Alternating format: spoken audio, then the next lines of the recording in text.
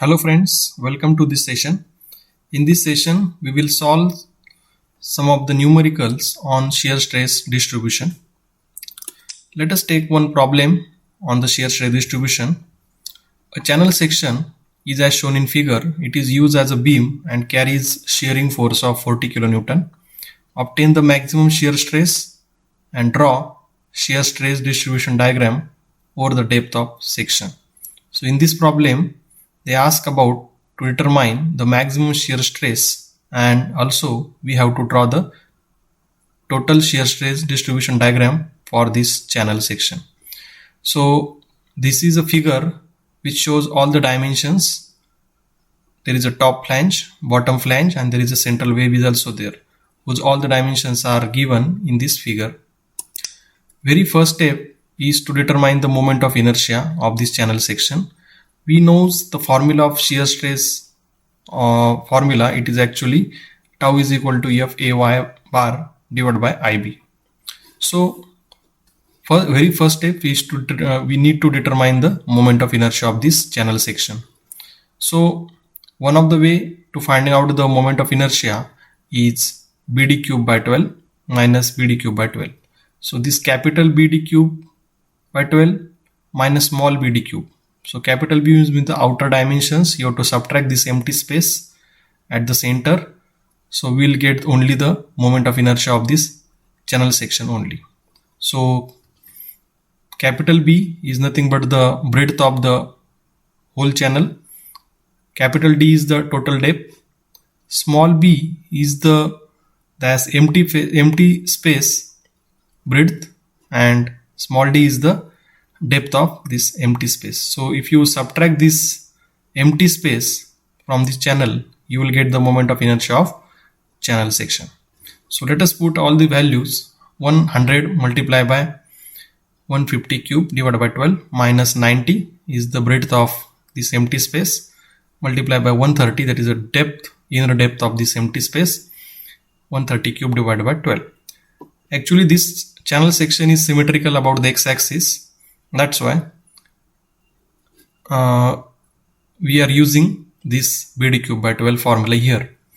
So after solving this particular equation or this particular relation, we'll get the moment of inertia 11.64 into 10 raised to 6 mm raised to 4.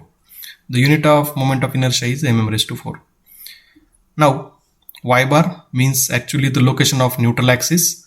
Though the section is symmetrical about the x-axis, that's why our neutral axis position is at the center, means at the CG of the section. So we know the total depth of the section, it is 150. Simply divided by 2, we are at the CG or at the center, means we will get the neutral axis position. So 75 mm, it is either from the top of the section or bottom of the section. So this 75 mm, because the section is symmetrical. After that, we know that shear stress develop at the top and bottom of the channel section is 0. So already we know that there is a maximum shear stress exists at the center or at the neutral axis. So this top and bottom shear force is 0. After that, the shear stress at a junction between flange and web. So one of the silent point is the junction between the flange and the web. So means this particular portion. So first of all, we have to finding out the shear stress which is developed at the bottom of the flange. So let us take at the flange, tau 1 is equal to FAY bar divided by IB, shear stress formula. F shear force is given in the problem, 40 into 10 raised to 3. Area of the flange 100 into 10, and y bar. Y bar is the distance of the CG of the area and the neutral axis, distance between from the neutral axis to the center of gravity of that considered area, okay, or that area under consideration. So that is the distance is y bar. So 75, we are taking this top flange, that's why 75 minus 5, this is y bar, divided by I, moment of inertia is calculated, and B is the breadth of the flange. So breadth of the flange is given in the figure 100. After simplifying this relation, we'll get the answer 2.40 MPa or Newton per mm square.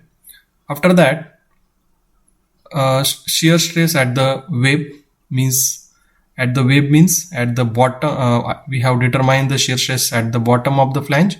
Now we have to determine the shear stress at the top of the web. Means this is a junction. This junction, one in the first way we have to determine the bottom of the flange shear stress, and after that the top of the web. Means at the junction of web and flange there are two shear stresses are exist. Right. So now tau 2 is equal to F A y bar divided by IB. F is again same. Area of the flange is again same. Y bar is also same. Moment of inertia also same. Only breadth is change here. Whenever we are determining the shear stress at that time, all the dimensions are same, but only the breadth is change, or that we can say the thickness or that breadth is change. Now for the flange the breadth is 100, but at the time of calculating the shear stress at the web, the breadth is 10. So you can see here the web thickness or web breadth is 10 mm. Now after simplifying this, we'll get the value of 24.039 MPa. Next one, that shear stress at the neutral axis, means the maximum shear stress exists at the neutral axis. So again use the same relation F A y bar divided by IB. So F is again same shear force area. Now here whenever you are determining the shear stress, maximum shear stress at the neutral axis at that time, there is the area under consideration is very much important. So you have to consider the area above the neutral axis. So first of all you can see that is the area of this particular wave. So it is a 60. So by the geometry you can take all the dimensions. Height of the wave is 65, breadth is 10, multiply by y bar, means distance of CG of that area and the neutral axis. So that is a 32.5 plus again for the flange area is 100 into 10 multiply by y bar, means the distance of CG of that area to the neutral axis, it is a 70.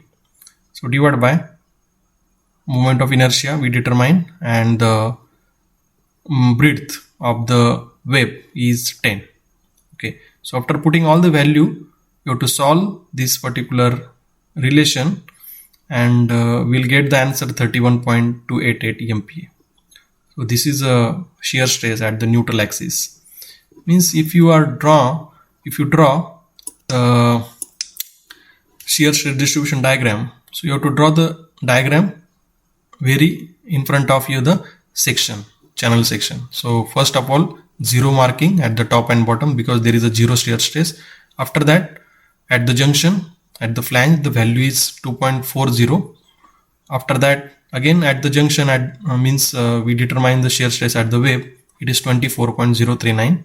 So there are two shear stresses are exist because at the junction we determine the two shear stresses. Okay, so in the diagram also you have to show these two shear stresses. After that we determine the shear stress at the neutral axis. So again in front of the neutral axis the value of the shear stress is 31.288.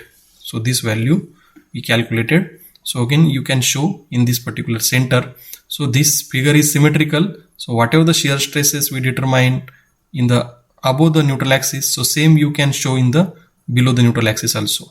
Okay, so only need to determine the shear stresses above the neutral axis. So it is a symmetrical figure is there. So whatever the shear stresses are there in the above neutral axis, same shear stresses you can show below of the neutral axis, right? So in this way we can determine, we can draw the shear stress, total shear stress distribution diagram for whole channel section. Okay, I hope you understand this particular problem, because the only section is changed and the related dimensions you can determine the critical point shear stresses like a junction, like a top, like average shear stress on the maximum shear stress. Thank you very much.